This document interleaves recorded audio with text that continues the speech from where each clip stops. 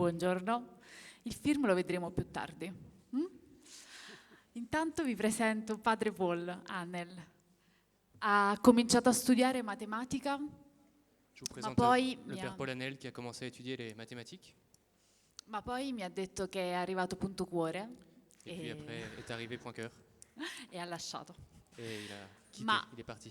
ha conseguito una laurea in filosofia alla Sorbona di Parigi, Il est diplômé de philosophie à la Sorbonne de Paris, dove ha condiviso la stanza con padre Jean-Marie. où il a été colocataire avec Père Jean-Marie. Grandes années. È laureato in teologia a Roma, Il est diplômé de théologie à Rome. ordinato sacerdote a Tolone nel 2009. Il a été ordonné prêtre à Toulon en 2009. Ha iniziato la sua prima missione con Punto Cuore in Brasile Et il a fait sa première mission avec Point Cœur au Brésil. e oggi attualmente vive a New York. Et aujourd'hui, il vit et travaille à New York. Lascio la parola a padre Jean-Marie, suo carissimo amico. Je laisse la parole à Père Jean-Marie, son cher ami. Infatti. Abbiamo... ah non, en français maintenant. Oui. De fait, l'amitié s'est approfondie pendant les études de philosophie. On habitait ensemble à Villejuif. On partageait beaucoup de choses, des amitiés, supporter les assiettes de bienvenue des familles maliennes du quartier qui vous recevaient à 4h de l'après-midi avec du poulet, du chou frit et une plâtrée de riz, etc. etc. On partage pas mal de choses avec Père Paul, notamment la première mission au Brésil, la Saudade, un certain amour du Seigneur des Anneaux, une formation scientifique, et puis peut-être aussi, tu m'as introduit à Dead Can Dance, vieux souvenir. Père Paul vit à New York depuis plusieurs années et il fait l'expérience de cette très grande diversité de la métropole, avec des rencontres de toutes sortes, beaucoup de monde qui se côtoie, le monde des affaires, le monde de l'art, beaucoup de cultures différentes, le monde de l'Asie, de l'Amérique du Sud. Et il se trouve aussi que, grâce à un ami peintre américain d'origine japonaise, Makoto Fujimura, c'est ça, Père Paul a ouvert un Point Cœur au Japon, à Sendai, qui est la grande ville la plus proche de Fukushima. Et du coup, tu passes aussi du temps au Japon 2 fois par an, et tu t'es introduit à cette culture. Donc vous avez compris que voilà, nous avons affaire à une personne très éclectique, avec beaucoup de passion, et toutes ces cultures, tous ces mondes qui se côtoient.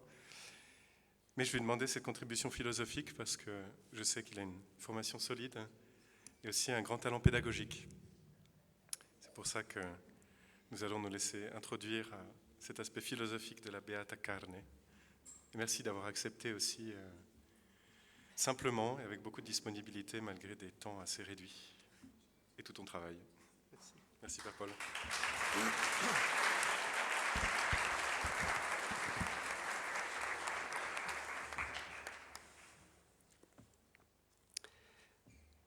La matière désire la forme comme la femme désire l'homme.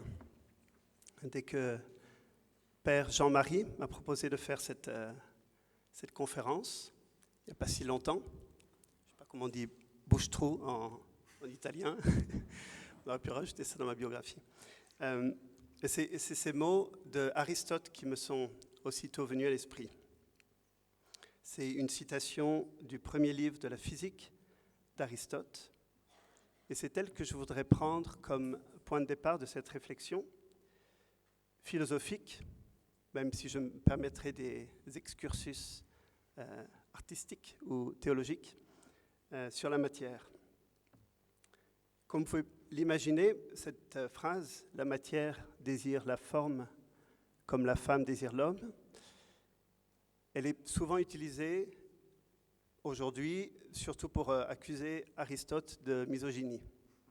Voilà, la matière, ce n'est pas le plus important, c'est la forme qui compte, donc de même, voilà, l'homme serait supérieur à la femme. c'est une lecture très moderne d'Aristote. Au fond, ce que l'on va voir, ce que j'espère vous montrer, c'est que Aristote ne dévalue pas la femme, il exalte la matière et lui donne toute sa dignité ontologique. Alors pour commencer, je voudrais rappeler un peu le contexte dans lequel apparaissent pour Aristote et puis pour les philosophes avant lui ces deux mots, matière et forme. La question qui passionne Aristote, c'est la même qui passionne tous les philosophes grecs de cette époque, ceux qui sont venus avant lui et ceux qui sont venus après lui. C'est la question de l'être et du mouvement. En effet, l'être naturel, l'être matériel, est contrairement à l'être de raison, ce qu'on appelle l'être de raison, c'est-à-dire les concepts, comme on dit aujourd'hui, les idées, l'être naturel est en mouvement perpétuel. C'est même la caractéristique la plus commune, nous dit Aristote, à tout être naturel, qu'il soit vivant ou non. Toute chose est en mouvement. Saint Thomas dit « l'être est en état d'écoulement ». On pourrait dire l'être naturel, en ce sens, est infini, en ce sens qu'il n'est pas fini. Je pensais aux arbres de Lucas que nous avons vus hier, qu'il saisit à un moment précis de leur vie, et on voit la biographie de ces arbres qui est écrite dans leur chair, à travers notamment les bosses, les blessures, et aussi cet immense espace autour d'eux, au-dessus d'eux, qui nous disait Lucas, est l'espace des possibilités, l'espace du futur et du devenir. Merci. Donc l'être naturel est infini, et par conséquent, il est très difficile de le définir. S'il est en perpétuel changement, alors la connaissance que nous en avons, elle ne sera jamais que l'état de cet être, de cette chose, à un instant T de son existence. Comme une photo qui saisit un objet en mouvement, un visage ou un événement, etc. Mais aussitôt que la photo est prise, l'être en question continue sa route, continue son mouvement, et l'instant qui a été enregistré devient aussitôt du passé.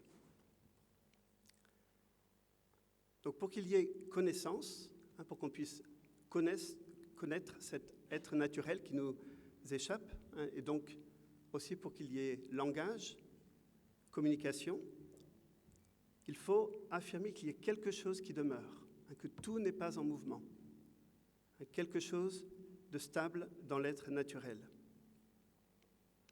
Et les philosophes qu'on appelle présocratiques, tous ceux qui sont venus, disons, jusqu'à Socrate, et Socrate lui-même, vont faire cette distinction entre matière et forme. La matière sera l'élément instable et donc par nature inconnaissable, tandis que la forme, ou l'idée, Platon parle des idées, est l'élément stable, spirituel, divin, qui est attaché à la matière, qui est prisonnier de la matière, et qu'il revient à l'intelligence d'abstraire de la matière pour pouvoir le connaître.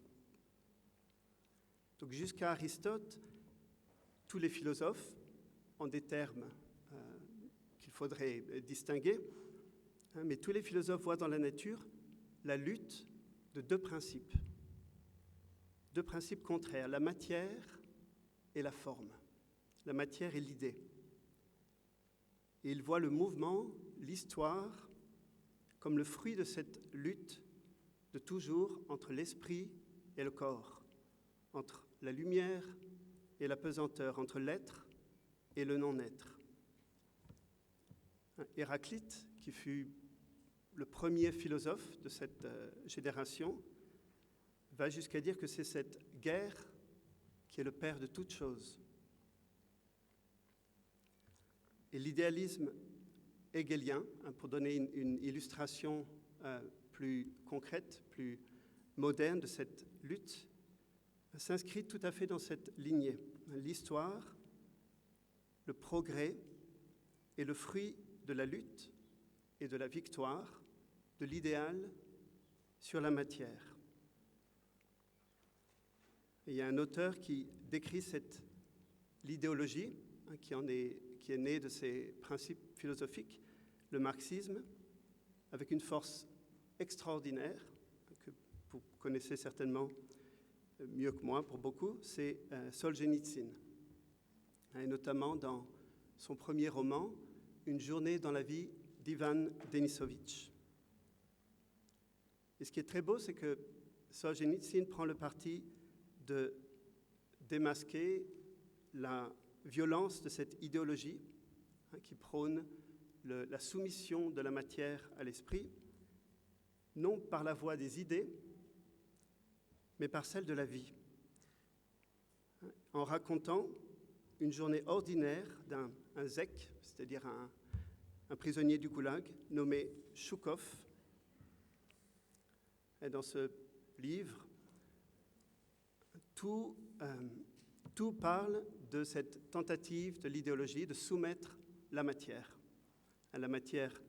indocile, imparfaite, de la soumettre à l'uniformité et à la supposée perfection d'une idée qui pourrait, si la matière enfin se soumettait parfaitement, apporter la justice, le bonheur, etc. Donc le travail forcé, l'uniforme imposé à toutes les personnes, le numéro qui attribuait en note le nom des individus. On a vu une illustration de cela par quelqu'un, je pense, disait Père Jean-Marie, qui a connu l'idéologie, justement soviétique, dans le deuxième court-métrage, avant-hier. On voyait ces morceaux de chair, de matière, de glaise, qui étaient formés par une sorte de machine, et tous exactement sur le même modèle. Et alors, Solzhenitsyn va mettre en échec cette idéologie en se référant à la vie, à la simplicité, à la normalité de la vie. Il y a une page du livre, en particulier, qui le démontre d'une manière poignante, et cependant à travers une scène extrêmement ordinaire. C'est lorsque Choukov, le personnage principal dont on raconte la journée, en compagnie d'autres détenus du goulag, est assigné à la construction de nouveaux murs pour de nouvelles cellules pour le goulag. Et ça déjà c'est important, le fait qu'ils ne sont pas en train de construire une église, une cathédrale, où ils construisent des cellules, ils étendent la prison.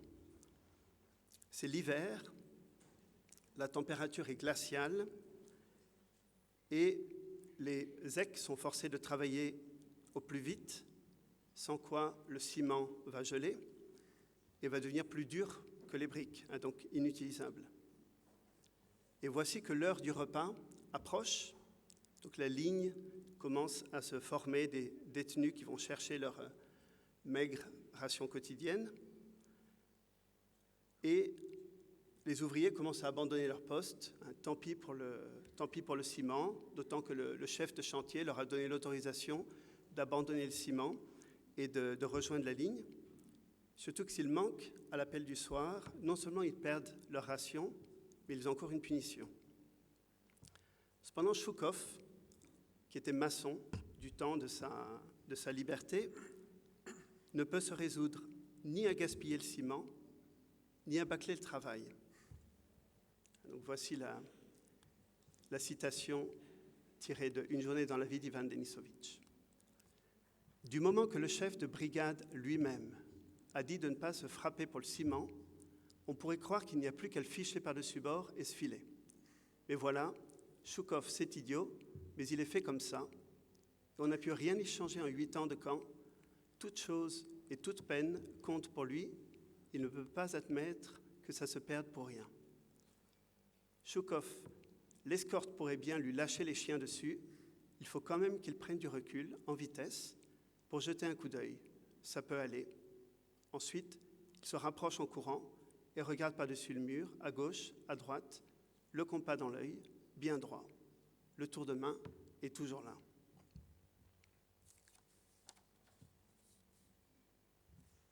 Donc un mur, même si c'est un mur de cellules dans un goulag soviétique, doit être un beau mur. Les couches de ciment doivent être homogènes, les briques doivent être alignées avec précaution. Et il ne s'agit pas pour Choukov d'une sorte de manie professionnelle, mais d'un mouvement naturel. Comme le dit Solzhenitsyn, Choukov, c'est idiot, mais il est fait comme ça, et on n'a pu rien y changer en 8 ans de camp. Toute chose et toute peine comptent pour lui. Sa nature, c'est de donner à la matière la forme qui lui convient. La matière n'est pas un matériau neutre, informe, dont on disposerait à volonté. C'est un être qui porte en soi un désir et qui trouve en cela sa dignité. C'est là qu'on va rejoindre Aristote et la matière qui désire la forme. Mais on peut aller plus loin dans cette illustration en utilisant Solzhenitsyn, qui, vous savez qu'il a publié ce roman pendant une brève ouverture du régime soviétique sous Khrouchtchev.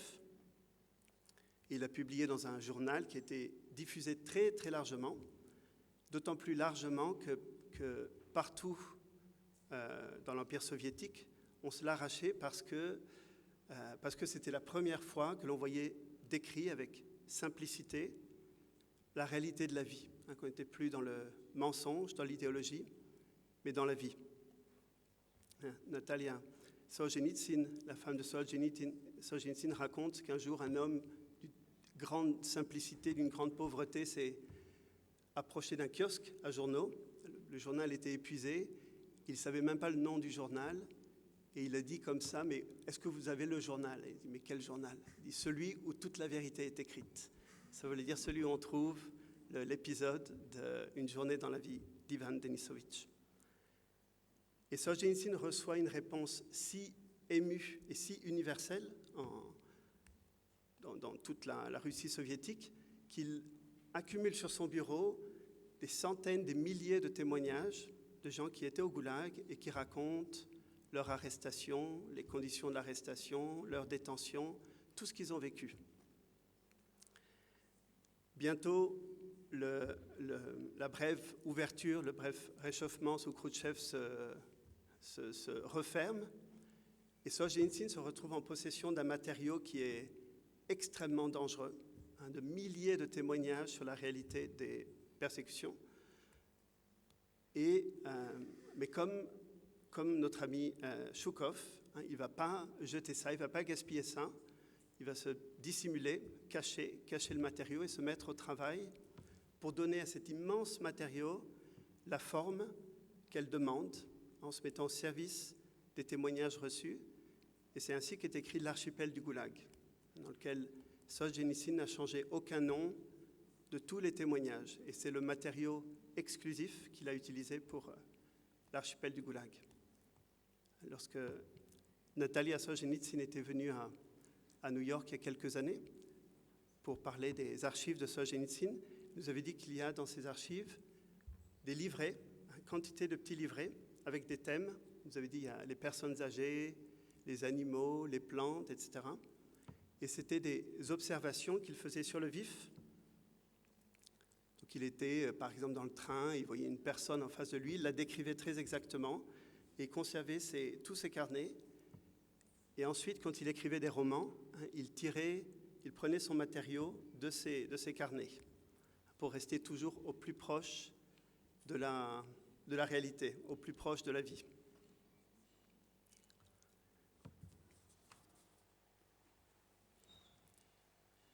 Donc on a vu avant comment beaucoup de philosophes avant et jusqu'à Aristote voyaient expliquer l'être et le mouvement à partir de deux principes et la lutte de deux principes.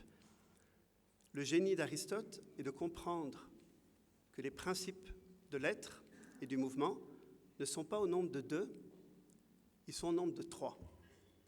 Alors peut-être ça vous laisse complètement froid, mais c'est une immense révolution pour lui d'avoir compris que au cœur de l'être, ce n'est pas une dialectique, une lutte de deux principes, mais au fond, il a déjà l'intuition de la nature trinitaire de la réalité.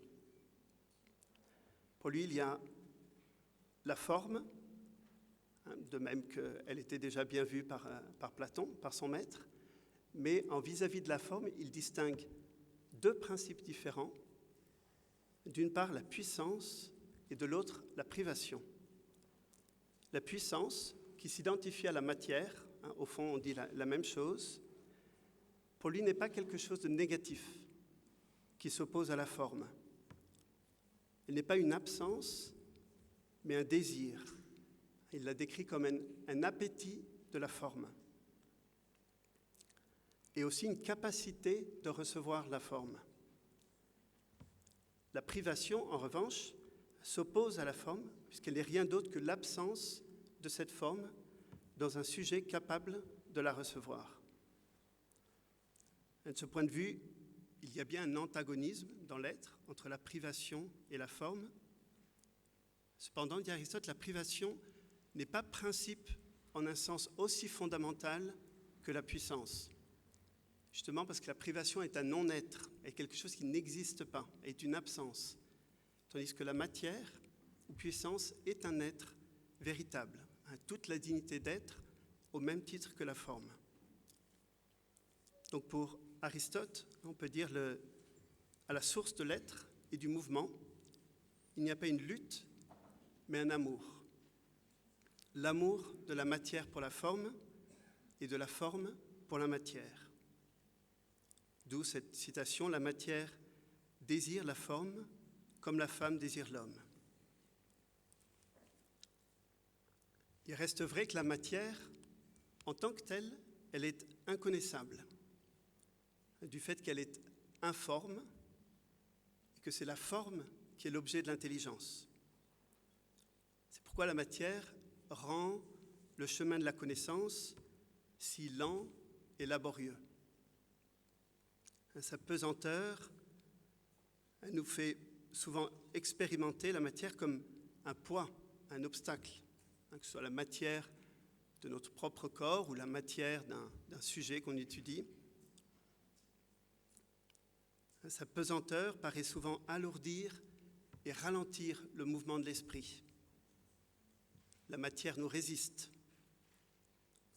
Et cependant, peut-être justement parce qu'elle nous résiste, la matière nous sauve, car sans elle, rien n'empêcherait l'idée de s'ériger en idéologie. La matière nous humilie, dans le bon sens du terme, elle nous rend humbles. Vous savez, le terme humble, humilité, vient de humus, qui veut dire la terre, la matière. Finalement, c'est notre obéissance et notre écoute patiente du désir de la matière et de son dynamisme propre qui nous conduit aussi à un juste rapport avec la forme. Puisque celle-ci, nous ne la possédons jamais à l'état pur, mais elle nous est toujours donnée comme forme d'une matière. Elle est toujours attachée à cette pesanteur, à cet obstacle, à cette réalité difficile pour nous qu'est la matière. L'humilité de la matière, pourrait-on dire, nous sauve de l'orgueil des idées. Son opacité nous sauve de la tentation de posséder, de maîtriser. Au fond, toute idéologie, y compris paradoxalement le matérialisme, implique un mépris de la matière. On pourrait aller jusqu'à reprendre les paroles de Benoît XVI, qui écrivait dans Spe Salvi que la mesure de l'humanité se prend dans le rapport à la souffrance, et dire que la mesure de l'humanité se prend dans le rapport à la matière. On va revenir un peu à Aristote, faire un pas supplémentaire, un peu plus conceptuel, un peu plus difficile, et parler de ce qu'il appelle la matière première. Aristote, en effet, distingue deux types de matière qui sont fondamentalement différents, la matière première et la matière seconde.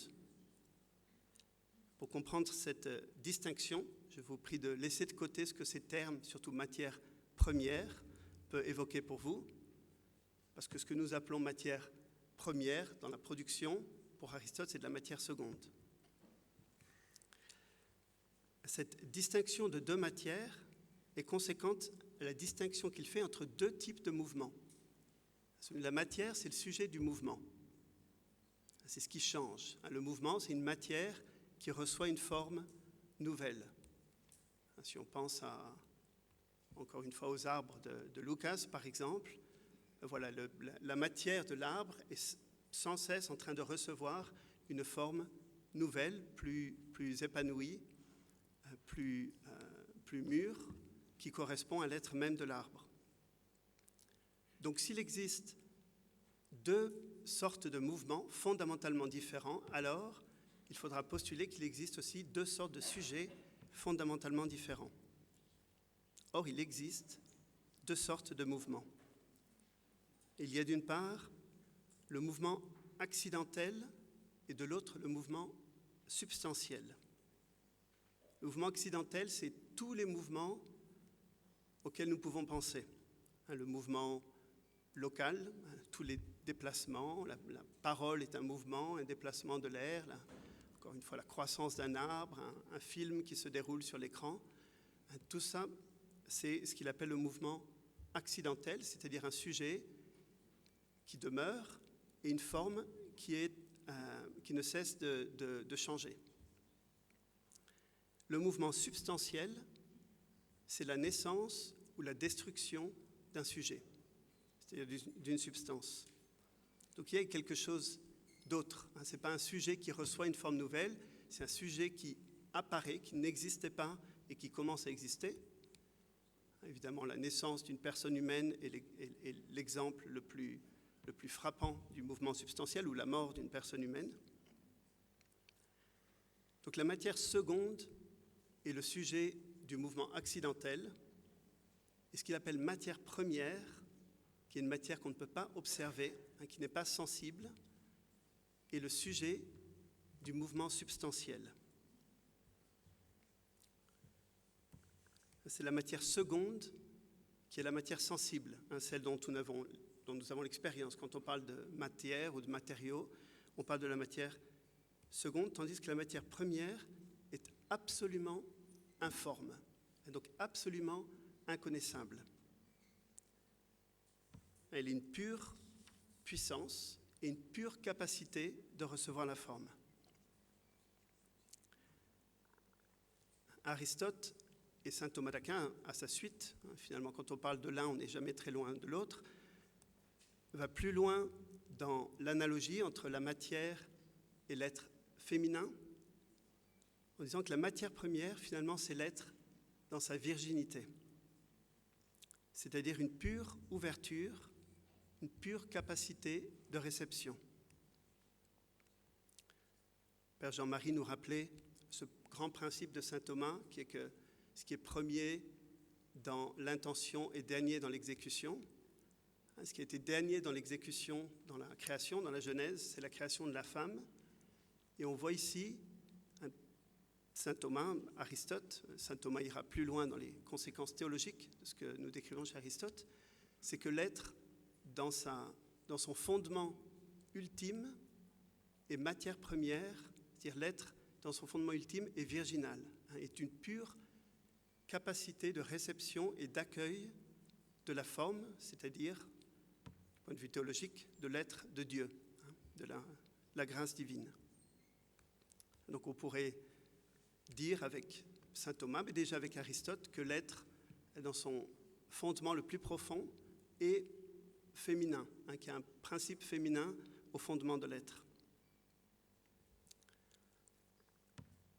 Que la matière première soit davantage qu'une sorte de substrat informe de la réalité, qu'il soit davantage qu'une sorte de canevas blanc, primordial, sur lequel tout être naturel est un coup de pinceau de Dieu.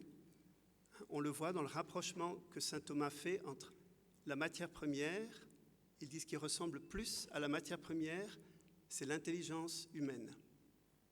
Il dit aussi l'intelligence de l'homme est une capacité à recevoir toute forme. Donc il y a une sorte d'analogie entre la matière dans son état le plus fondamental et la capacité la plus spirituelle qui existe dans la création, c'est-à-dire l'intelligence humaine.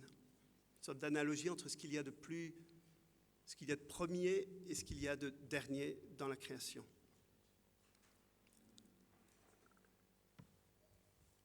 Et si la matière première est virginale, la matière seconde, dit Aristote, est maternelle. En tant qu'elle est déjà formée, elle n'est pas une pure passivité, mais elle offre une collaboration à l'œuvre de la forme, une collaboration maternelle à l'œuvre de la forme. Ainsi, par exemple, une personne qui suit un apprentissage, une audience, qui écoute un conférencier qui essaye tant bien que mal de se faire comprendre, elle n'est pas purement passive, puisque vous avez une éducation, une culture, une expérience qui fait que les paroles que vous recevez, vous les accueillez, vous les jugez, vous les comparez à votre expérience. Est-ce que vous savez, vous les questionnez? Donc il y a une contribution réelle. Ce n'est pas une pure passivité. Mais de ce point de vue-là, Aristote dit la matière seconde, qui est déjà formée dans sa substance, contribue à l'accueil de la forme. Il parle d'une maternité de la matière seconde. Dans une réflexion sur la Vierge Marie, Benoît XVI, encore lui, c'est dans Marie, Église naissante, observe que le mot matière et le mot mère ont en partage la même racine latine, mater. Alors, cette réalité de la matière, à la fois vierge et mère, jette une lumière profonde sur notre rapport au monde matériel, c'est-à-dire sur le sens du travail, dans toutes ses acceptions. Travail professionnel, mais aussi travail intellectuel, travail moral, etc. Je voudrais illustrer ce propos par un domaine dans lequel le rapport à la matière est mis en évidence de façon particulièrement immédiate. C'est le travail artistique. Et parmi les arts, je voudrais me référer à celui qui s'attaque à la matière de la façon la plus directe, la sculpture. Encore parler de sculpture. Et je vais parler j'ai presque honte, ou en tout cas c'est intimidant de parler de Michelangelo devant Ferrante Ferranti, qu'il connaît par cœur. C'est loin d'être mon cas. Surtout que je vais le critiquer un peu. Donc je pense qu'on aura des conversations après. Vous connaissez sans doute cette citation de Michelangelo qui disait voilà, je ne fais qu'extraire la statue du marbre où elle est déjà incluse. Donc Michelangelo ne contredirait pas Aristote lorsqu'il voit dans la matière un être qui est en puissance, comme si la pietà était déjà de fait un contenu dans la matière. C'est-à-dire il y a dans la matière un désir de la forme et que toute transmission d'une forme à cette matière doit épouser cette réalité de la matière, doit épouser ce désir. Cependant, au-delà de la citation, parce qu'une citation, il faut voir, est-ce qu'il vit à la hauteur de ce principe? Et je voudrais regarder ce qu'il en est dans ses œuvres, et en particulier dans une œuvre phare de l'artiste, c'est celui de la Pietà. Donc vous connaissez cette Pietà qui est au Vatican, à Saint-Pierre. Certains d'entre vous l'ont peut-être vue il y a juste quelques jours. En réalité, Michelangelo nous a laissé 3 grandes Pietà. La première, celle-ci, qui est la plus connue, a été réalisée par l'artiste au début de sa carrière, alors qu'il avait à peine plus de 20 ans. Lorsqu'il a sculpté la seconde, qui est aujourd'hui à Florence, il avait 70 ans. Et la dernière, qui est à Milan, connue sous le nom de Pietà Rondanini, a été terminée par Michelangelo la veille de sa mort, alors qu'il avait presque 90 ans. Et comme 3 balises sur la trajectoire de sa vie, elles expriment 3 grandes étapes dans son œuvre et 3 rapports très différents avec la matière. Donc dans cette première Pietà, celle de Saint-Pierre, on rencontre un jeune Michelangelo, un virtuose de la pierre, au sommet de son talent, de la possession de son art. Les formes épurées, parfaites de la Vierge et de son Fils évoquent l'art grec, dans lequel le corps est l'expression parfaite de la spiritualité de l'âme. Très tôt, Michelangelo en fait a laissé l'école d'art, de sculpture, parce qu'il dépassait ses maîtres, et il a été embauché, il a accepté le patronage des Médicis, qui possédait une des plus belles, sinon la plus belle, collection de statues grecques en Italie et donc probablement dans le monde. Et donc il a grandi en imitant l'art grec et en regardant l'art grec. Dans cette première Pietà de Michelangelo, la matière, le marbre, est parfaitement soumis à la forme et à l'artiste, dont la vision est comme transposée sans modification de son esprit au bloc de marbre.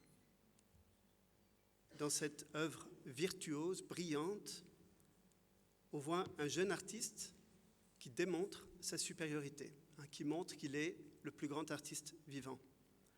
Du reste, le nom de Michelangelo, gravé sur la poitrine de Marie, trahit cette fierté de l'artiste qui possède jalousement son œuvre et qui ne veut pas qu'il y ait d'équivoque sur le fait qu'il en est l'auteur.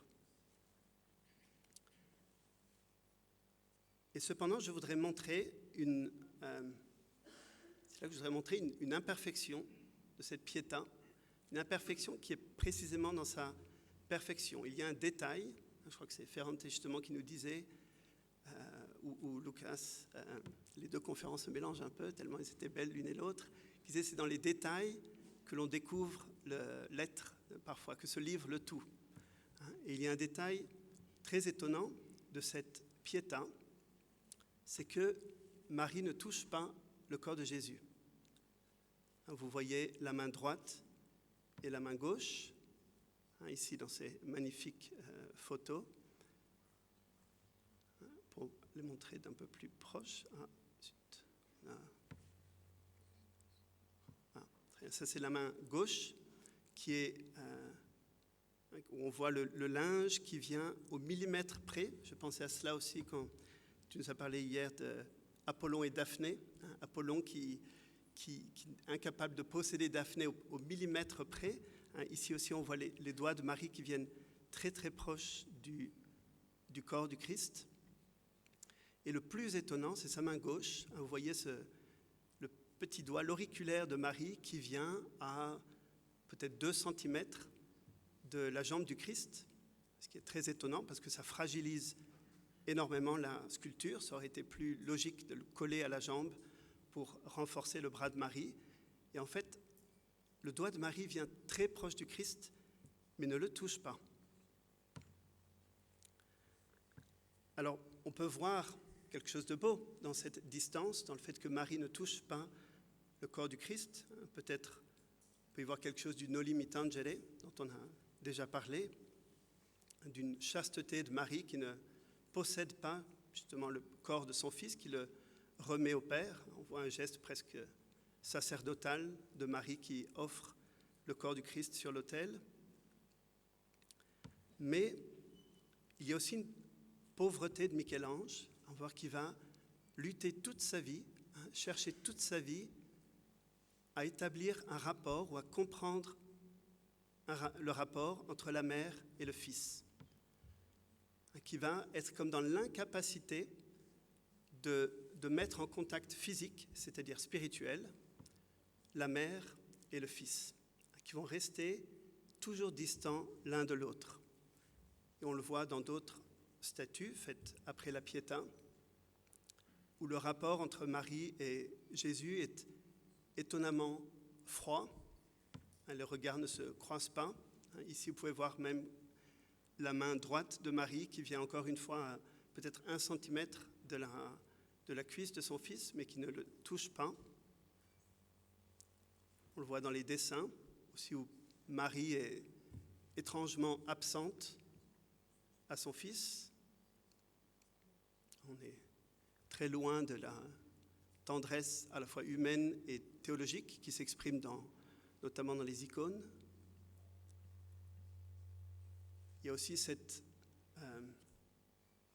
chose extraordinaire, cette fausse note, on pourrait presque dire, du jugement dernier, où il n'y a aucun rapport entre la mère et le fils. Marie la partie inférieure de son corps est tournée vers Jésus, la partie supérieure se détourne de lui, et il n'y a pas de contact physique entre les corps, les regards sont même détournés. C'est une chose surprenante de la part de quelqu'un qui était un aussi grand artiste, de voir qu'il était comme, quand il touchait au rapport de Marie et du Christ, il devenait comme incapable d'exprimer ce rapport-là. Alors on peut se demander pourquoi. C'est sûr qu'il n'a jamais connu sa mère, donc il avait un rapport à la maternité qui était très difficile, mais je pense qu'il y a quelque chose de plus profond, une incapacité plus profonde, quelque chose que son génie, on parle toujours du génie de Michel-Ange, ou que sa technique était incapable d'obtenir, d'atteindre. C'est au fond le mystère de l'incarnation, c'est-à-dire le contact, les épousailles de la divinité et de la matière. Puisqu'au fond, le rapport du Christ et de Marie, c'est le rapport d'une personne divine avec une personne humaine. Donc c'est à son expression la plus profonde, le rapport de la forme et de la matière. Et finalement, cette distance qui existe entre le Christ et sa mère, on se trouve dans une œuvre que vous connaissez tous, qui est en effet la plus célèbre de l'histoire de l'art, c'est la distance qui existe entre Dieu et Adam. On peut écrire beaucoup, on peut dire beaucoup de choses extraordinaires sur cette distance.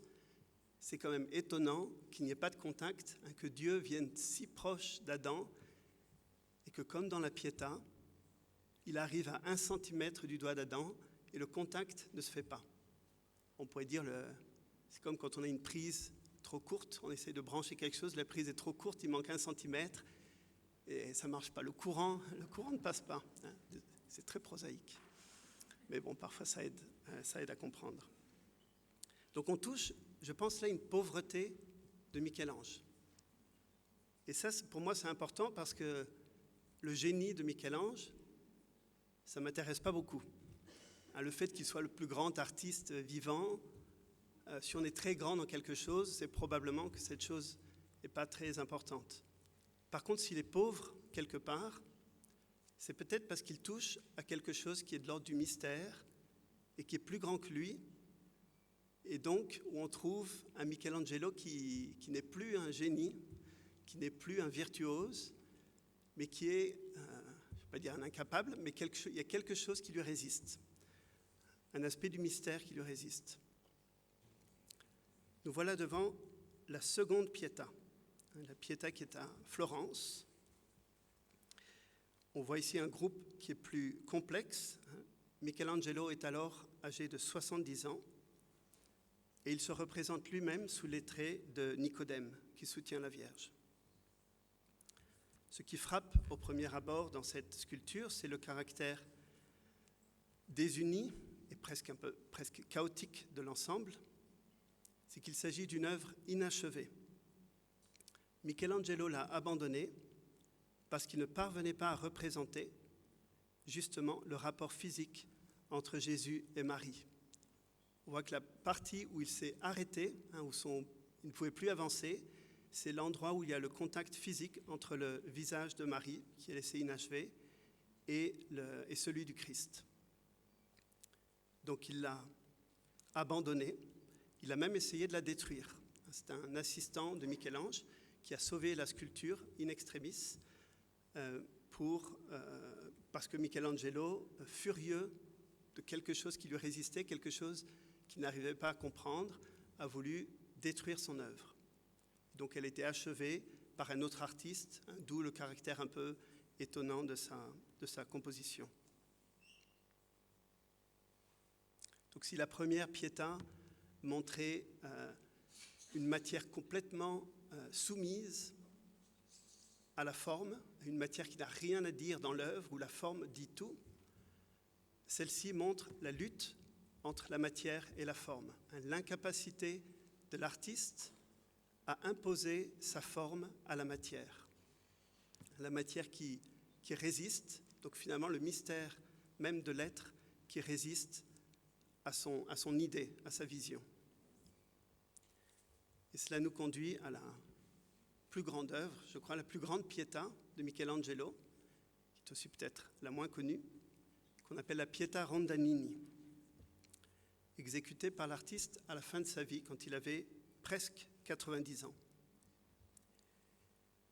Et une étude détaillée, qui a été réalisée par un autre grand photographe de la sculpture qui s'appelle David Finn, une étude détaillée de cette Pietà montre qu'il y a 3 stades dans sa réalisation. Le premier stade, qui a été fait des années auparavant, reste dans les jambes du Christ, où l'on retrouve cette perfection de l'art grec, des jambes bien proportionnées, bien lisses, très belles, et dans le bras droit de Jésus qui a été sectionné. Ça, c'est ce qui reste de la première itération de cette sculpture. Et quelques mois ou semaines avant sa mort, Michelangelo revient à cette Pietà qui était finie et il se met à la retravailler. Et c'est là qu'il va couper le bras de Jésus. C'est pour ça que vous avez vu que le bras de Jésus était sectionné. Il va sculpter un nouveau bras que l'on voit descendre ici, qui vient s'accrocher au manteau de Marie derrière lui. Donc il resserre le bras qui était décollé, il le resserre contre le corps. Et voilà, donc on voit ici le bras sectionné.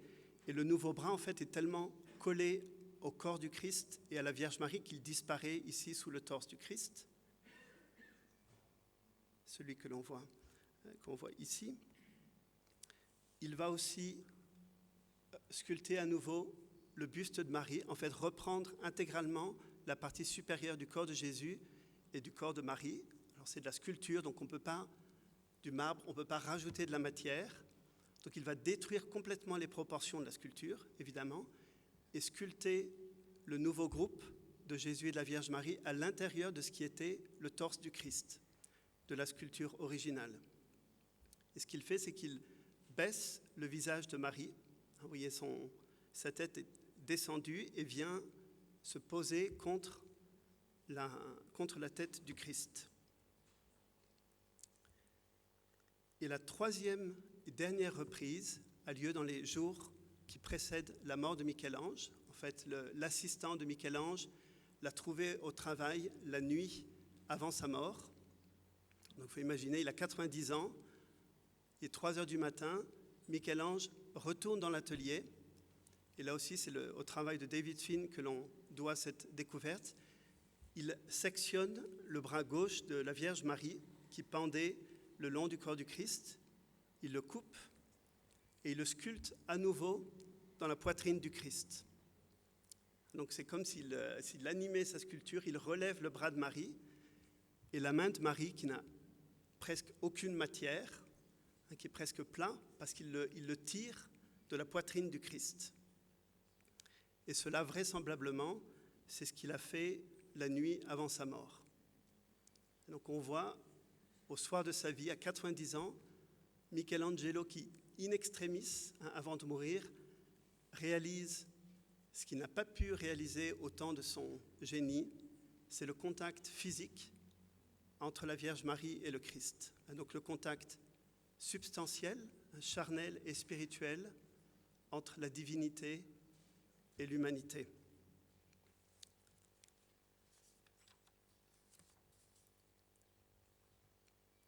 Oui, donc cette œuvre, cette Pietà Rondanini n'est pas l'œuvre d'un génie. Pour reprendre des paroles que j'ai écoutées à la Sauvette hier quand Ferrante parlait d'Aleijadinho, Ce n'est plus l'œuvre d'un génie, c'est l'œuvre d'un pauvre, l'œuvre d'un homme qui était souffrant, et qui a transcendé sa souffrance dans son œuvre. Et c'est justement là, c'est lorsque Michelangelo devient pauvre, qu'il atteint toute sa grandeur, qu'il réalise son œuvre la plus belle, la plus émouvante, où le Christ et la Vierge Marie sont mis en contact substantiel l'un avec l'autre. Au soir de sa vie, Michelangelo découvre que la matière est bien davantage qu'une résistance à vaincre, ou qu'une imperfection à corriger. Davantage même, et de ce point de vue-là, il va plus loin même qu'Aristote, davantage qu'une puissance à actualiser. On voit dans cette sculpture qu'il y a dans la matière, et non seulement dans la forme, une participation au mystère de l'être. Et donc, pour sortir un peu de la philosophie, comme je l'ai déjà fait, sans trop me gêner, et s'avancer vers la théologie, une participation au mystère de Dieu. Ainsi, la forme révèle l'amour divin dans sa dimension de don. La matière aussi incarne, au sens littéral, une dimension de l'amour en tant précisément qu'elle est capacité de recevoir, qu'elle est désir et hospitalité. Et la révélation chrétienne de l'être trinitaire de Dieu, dans lequel l'amour est à la fois donné par le Père et reçu par le Fils, nous introduit dans le fondement ultime de l'être naturel, créé à la fois comme homme et femme, forme et matière. Et le péché des anges, la rébellion des anges, n'est-elle pas justement une rébellion contre cet ultime mystère de l'amour divin, qui offre à l'être matériel, pourtant plus humble que l'être spirituel, une révélation plus grande encore de son être et de son amour.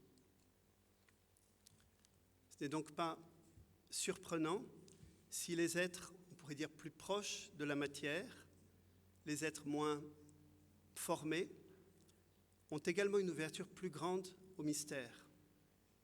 On peut songer aux personnes handicapées, comme on l'a vu dans le film qui nous a été montré. Je pense aussi à la figure d'Élisabeth. On trouve chez les pauvres une capacité d'exprimer l'amour non seulement comme don, mais ce qui est peut-être plus grand encore, parce que plus exigeant que le don, c'est la capacité de recevoir. Et leur imperfection même est une grâce, puisqu'elle réserve en eux une capacité plus grande de réception.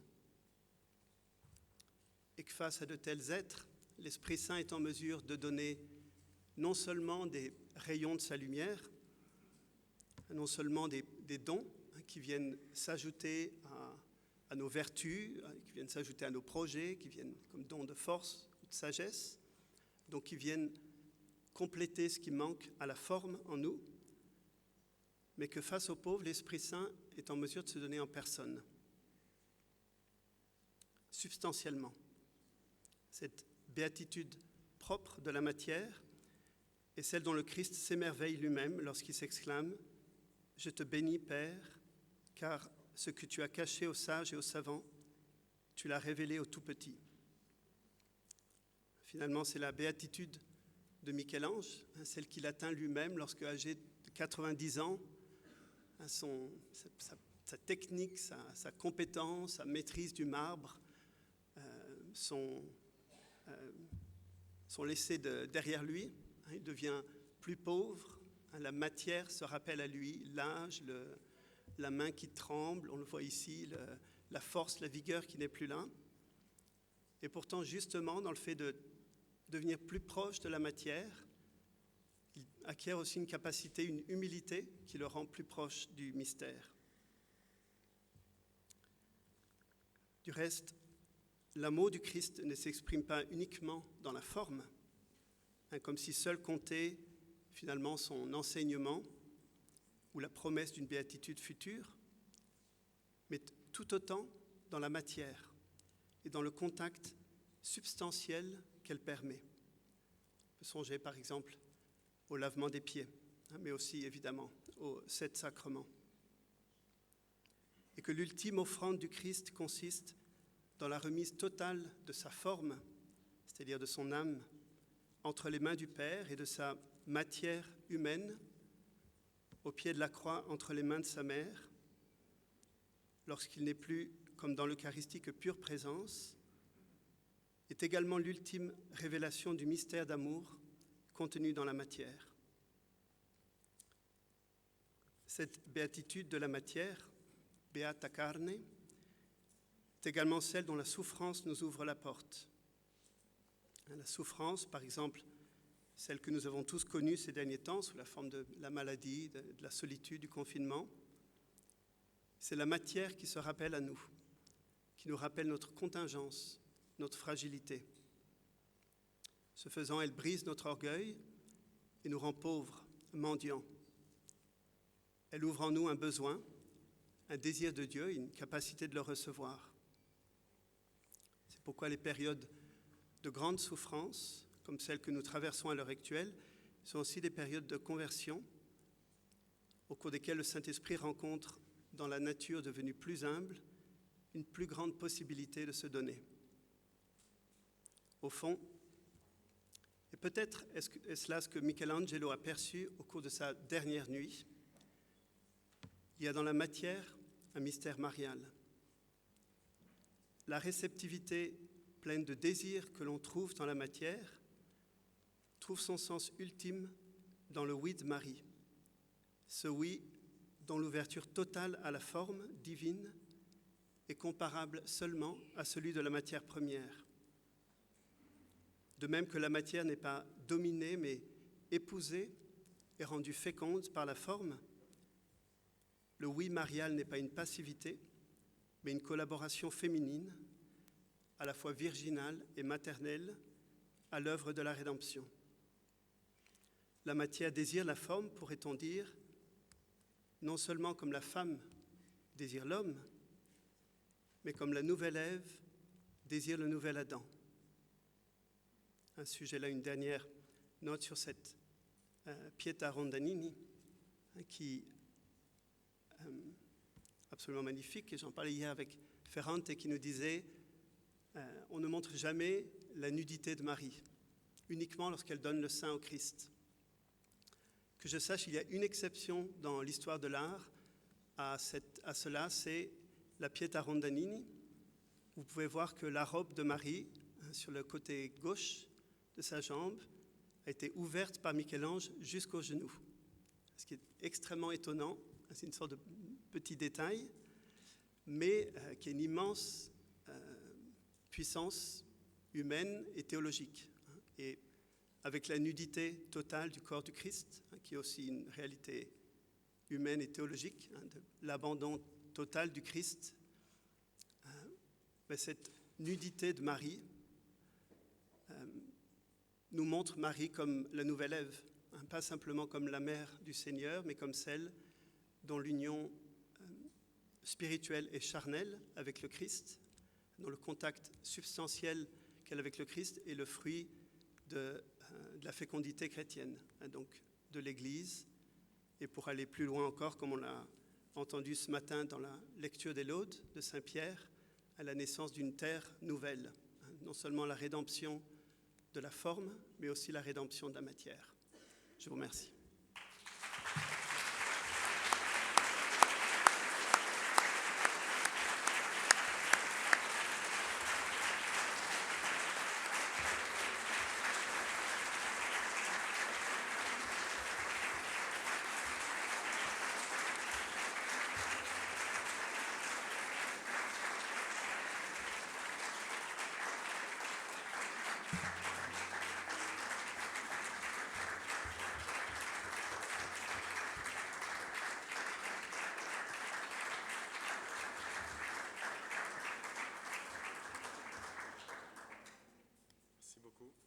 Merci beaucoup, Père Paul, pour nous avoir communiqué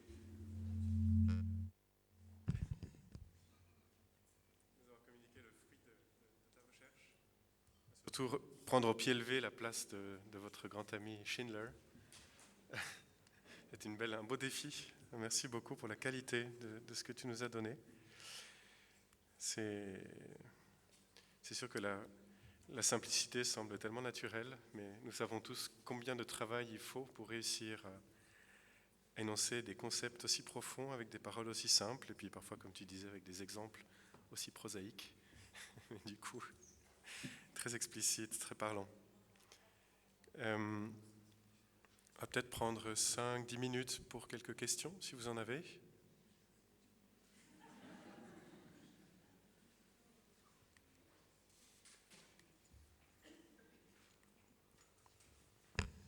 S'il y a des questions compliquées, il y a Père Jacques qui est dans la salle. S'il y a des questions simples, je veux bien les prendre.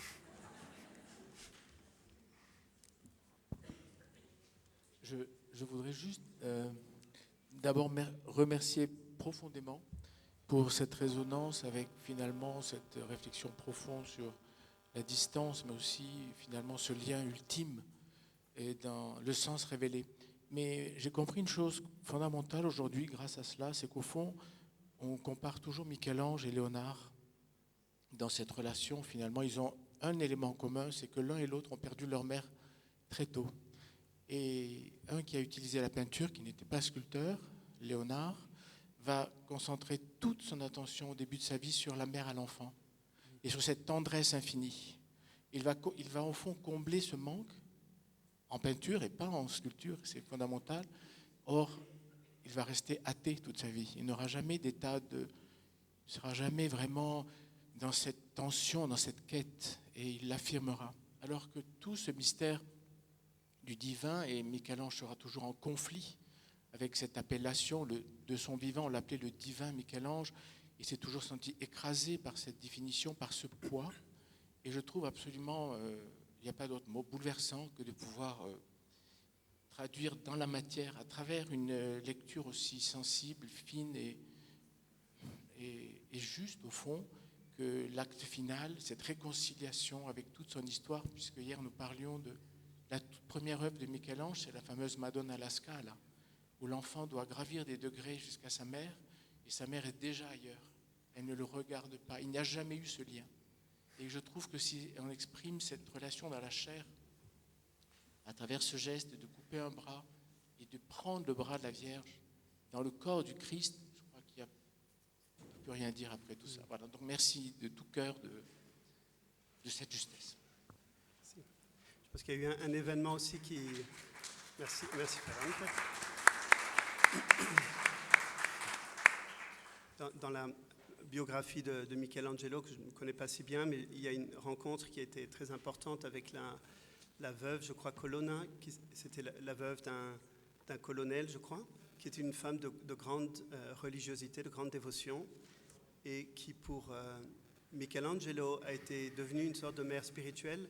Et vraiment, la foi de Michel-Ange s'est beaucoup développée, notamment ses poèmes, qui sont des poèmes dévotionnels, très très beaux, à la divinité, à la Vierge Marie, ont été écrits en réponse et souvent adressés même à cette mère spirituelle qu'il a découverte et qui lui a fait comprendre aussi, qui l'a fait rentrer dans ce qui lui échappait encore, le mystère de la maternité, du point de vue de sa filiation à lui.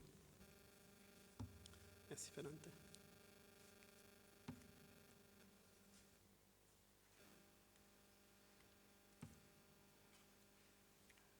J'ai l'impression qu'on a tous besoin de café. J'ai la même impression. Bien, donc